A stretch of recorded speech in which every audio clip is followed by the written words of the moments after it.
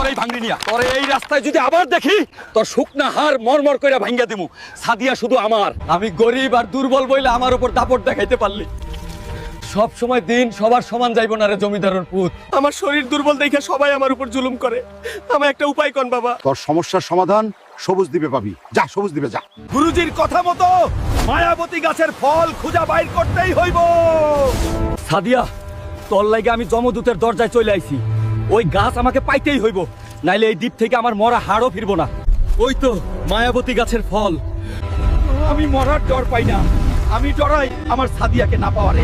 তোর আগুনে পুইরা ছাই হয়ে যামু, তাও সাদিয়ারে ছাড়া এই দ্বীপ ছাড়ুম না। মার আমারে, তাও আমি এক কদম সরমু না। তুই মানুষ না, তুই তো আগুনের থেকেও তেজওয়ালা এক প্রেম পুরুষ। ইয়া, তোরে ছাইড়া দিলাম। জমিদারর পুত,